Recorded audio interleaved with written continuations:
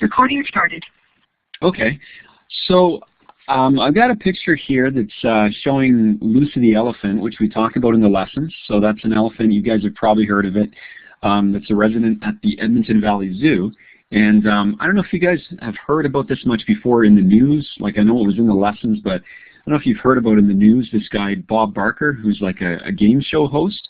He feels that, you know, Lucy should not be in Edmonton because it's too cold here, and also because elephants are too isolated. They're not able to be around other elephants. So I guess Bob Barker is what you would call an animal welfare advocate. You know, like he speaks on behalf of the animals, you could say. He wants to protect them. What do you guys think about all that? Have you heard anything about that?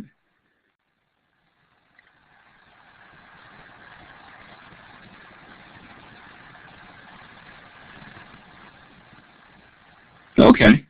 Yeah, there's actually, you know, a few different celebrities, not only Bob Barker, I forget who else, but there's a number who've been coming up to Edmonton and, you know, saying that these are really poor conditions. So, I mean, I guess as far as the animals being isolated, I'm not sure if it's that much different. Maybe it is a little bit different. But anyways, I just also put a picture here. This is what he looked like back in the 70s when I was a kid. And you know, Price is Right. That show's been going for, I don't know if it's still going, but it's been going for quite a few years. So anyways, like I said, the concerns are that elephants are going to be too isolated, not being around other elephants, and also that it's too cold here. Sometimes I think it's too cold for people, but hey. Anyways, but you know, the other side of things as far as zoos go is that zoos are places that protect elephants, right, or other animals. Because, you know, some of these animals are endangered, for instance, and so if you put them in a zoo, they're protected. So that's, you know, the other side of things as well to think about.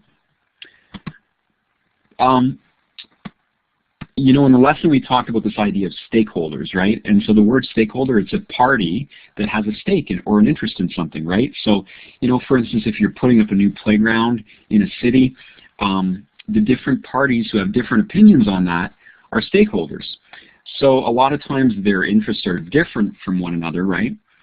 And so if you think about the different stakeholders, you know, maybe I should have hidden this here and just kind of asked you guys this here. You know, so kids in the schools, school officials, teachers, city officials like the government. Can you think of anyone else who might possibly be a stakeholder in decisions having to do with the new playground? Okay, parents. Yeah, that's a good one too. I should have mentioned that. Anyone else?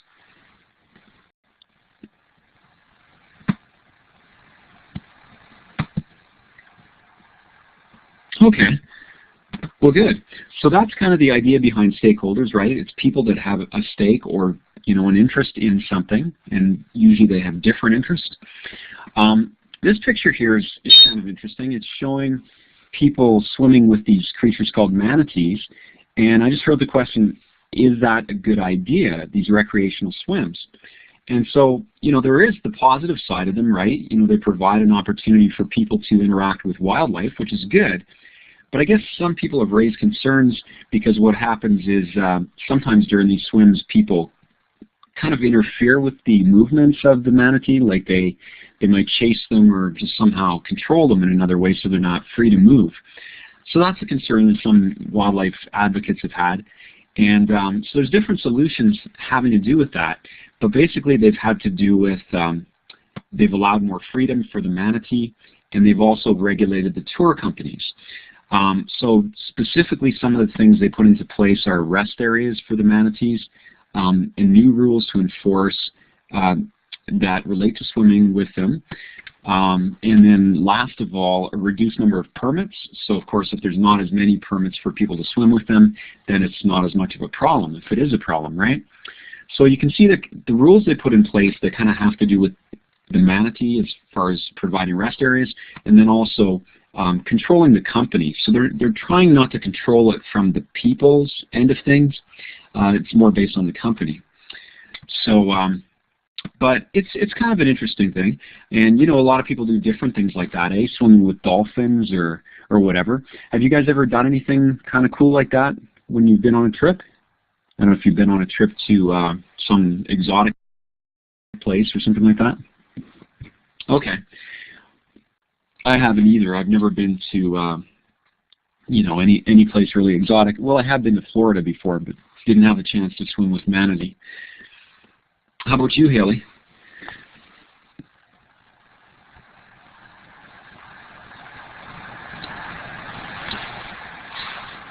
I know a lot of people do really interesting stuff like, what do you call that, kind of surfing, parachuting behind a boat, like paragliding sort of thing?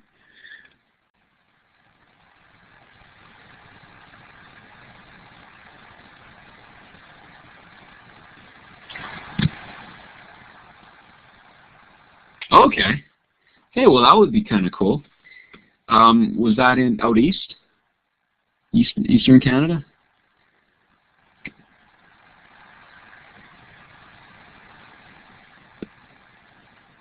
Okay. Yeah, I remember I went to PEI when I was pretty young, and the thing I remembered from PEI, there were a lot of jellyfish around there. I don't know if that's common in all of PEI or just, you know, the beach I went to, but there are a lot of jellyfish and lots of lobster, of course. So, nice place. Yeah. The one place I haven't been to yet is Newfoundland. I'd like to go there. But it's been a while since I've been out to the East Coast. Have you ever been there before, Aiden? Yeah, I bet. I bet it's beautiful. I remember seeing, have you heard of this lady named Anna Swan? If you know the Cabot Trail, there's some museum, and it's dedicated to this lady who was, I think she was 7 foot something, and she married a man who might have been taller, maybe. He was like 8 foot something. So, anyways, so let's go on to the next page then. So, as you can see with this picture, you know, sometimes people's actions affect animals in a negative way. And so there's two different kind of ways you can look at how their actions affect animals or wildlife in general. One is the loss of habitat. So, for instance, if you know, birds are covered with oil, the whole pond might be lost as far as habitat, right? And you know, the birds will have to go to a new area. Whereas degradation of habitat is when the habitat's not entirely lost, it's just kind of degraded or made worse. So an example of that might be, you know, the polar bears. You know, some people, you know, who believe that there's global warming is happening, you know, they believe that the ice flows are melting, and that is true, right? There's a lot less ice up there. And so that's what you would call a degradation of habitat, right? It's not entirely gone, but it's you know, it's not as livable as it used to be. This page here is just showing the difference between what you call commercial farming and subsistence farming, and basically there's just a different purpose for these two. Subsistence farming is basically when people are farming just to produce enough for their family to get by. Whereas commercial farming is when you're trying to make a profit from it. So it's a different purpose in the farming, right? And you know, sometimes people farm to get enough for their family as well as to be able to sell. But these are, you know, the two basic types of farming, subsistence and commercial. Okay, I don't know if you guys recognize this picture. Here's a picture of a dodo bird. And so that's a creature that went extinct, kind of an interesting looking creature. So this is just talking here about the difference between extinction and extirpation. So the American red wolf has been extirpated. So instead of being gone from the entire earth, extirpation means it's just gone from a local area. Okay, so it might be gone from, say, I think maybe southern U.S. might be a place where a lot of these American red wolf are no longer there. So they might still be in other areas, but just not in those areas. So that's kind of the difference between extinction and extirpation. So this here is just kind of showing some different products that you know, animal parts are used to make. And so, you know, things like exotic leathers and furs. You make things like snake and lizard skin shoes, crocodile, alligator shoes and purses. And then ornamental objects is kind of a different area. So you have things like elephant ivory jewelry, sea turtle shell cases. And then as far as food, monkey and ape bush meat. I don't know how that would taste. Turtle soup, frog's legs. You guys ever had frog's legs?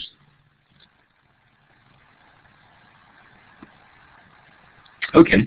And yeah, me neither. My tastes aren't too exotic. And then traditional medicine, right? Things like tiger bones, rhinoceros horns, deer antlers. Okay, so those are just some areas of uses for different animal parts. And what this picture is showing here is just showing that at airports they confiscate items that are illegal, illegal uses of animal parts where they're not permitted to use them. And so this is showing JFK Airport in the U.S. These are all the goods that were confiscated. I don't know what kind of period of time this was, but you can see there's quite a few things there. But some of the problems that happen with wildlife commercial trade, one is a lack of control over trading practices. A lot of times it's poor countries, so that's kind of point number two. Poor countries don't have the resources. And so they're not really able to monitor trade the same way that richer countries are able to. They don't have the money. And of course animals are harmed in the process of using their parts. Sometimes what they do is they'll cut off the rhinoceros horn and just kind of leave it that way, So it's better if they kill the animal than just leave it so it can't really defend itself, sort of thing. So anyways, that's just some of the concerns with illegal commercial trade of wildlife parts and stuff like that. So just going to talk a little bit about the difference between conservation and preservation. When you guys hear those words, do you kind of sometimes get them a little bit confused?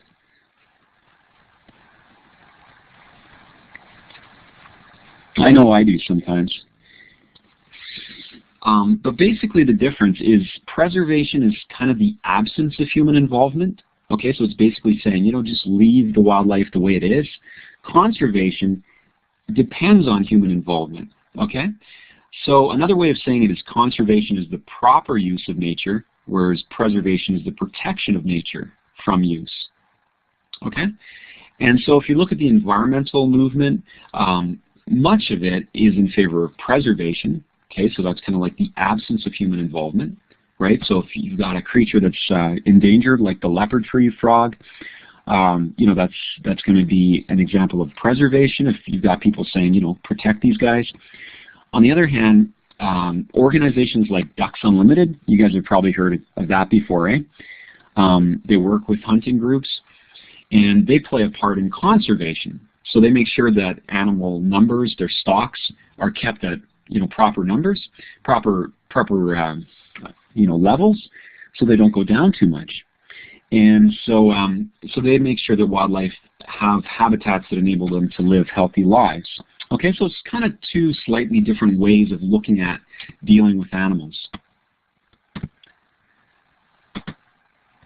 Okay, so here's a picture of a lady that says, save the whales. Back in the 1970s, there was a lot of that. A lot of people wanting to, save the whales, and so they put pressure. They'd go out in the whaling vessels out in around Vancouver Island. Have you guys heard of Greenpeace before?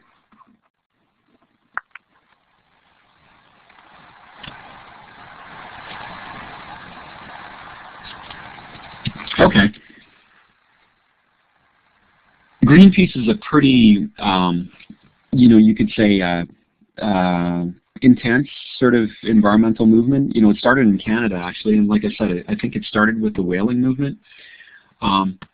So anyways, here's a picture of Ducks Unlimited, the logo there.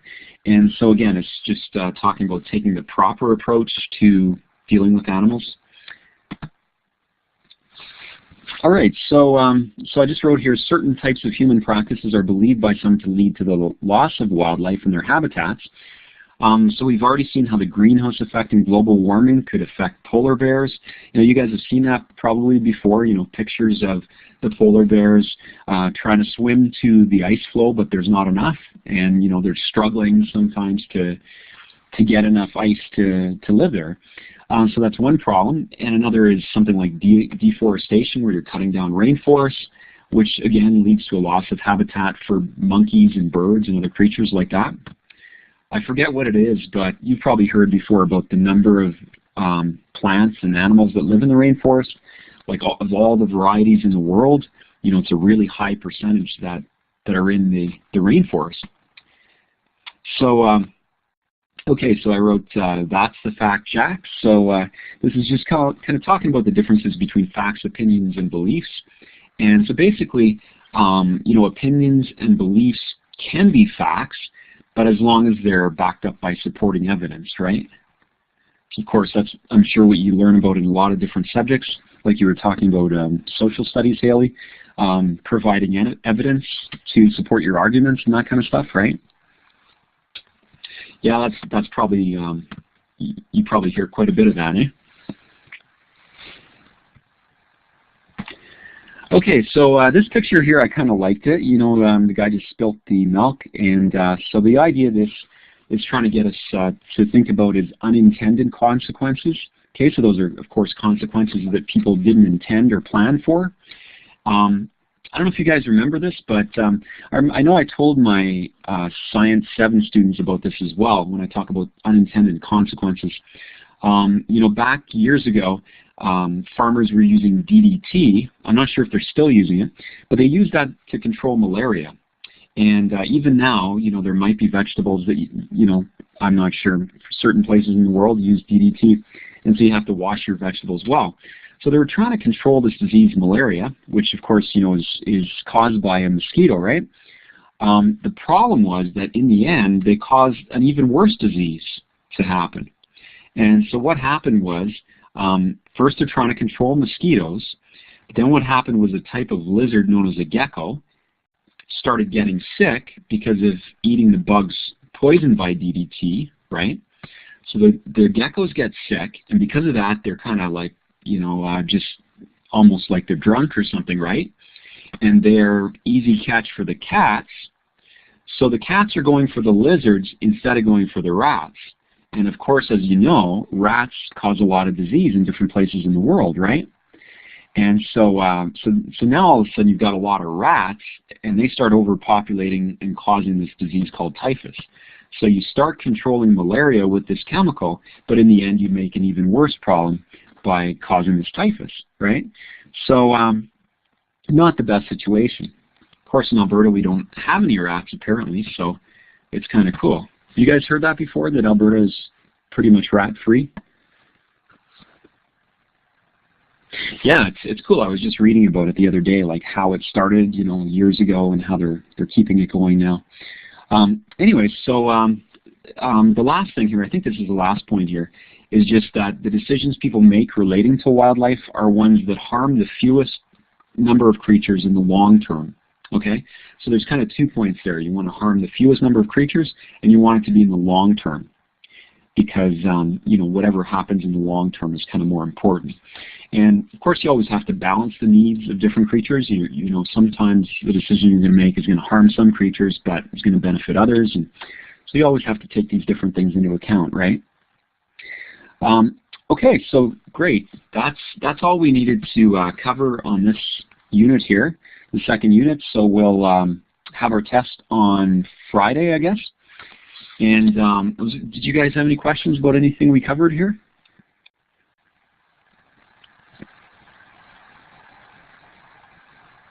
Okay, good stuff. Well, hey guys, thanks for coming to the session. Appreciate your input.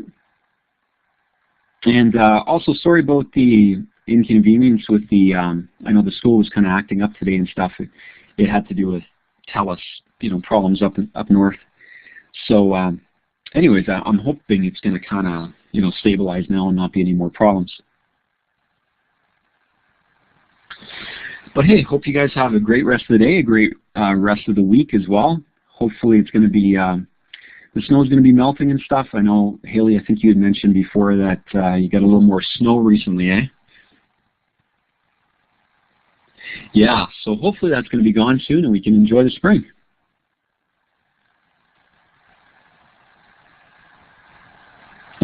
I still didn't catch as well. Were there some other teams you guys are going for as well in the NHL? I know the Oilers. You were mentioning Aiden.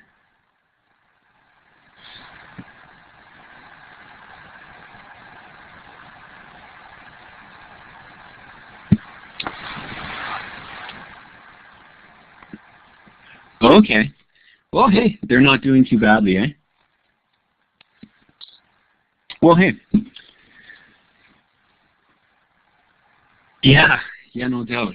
They got a pretty good goalie. Well, God bless you guys and have a great rest of the week, eh?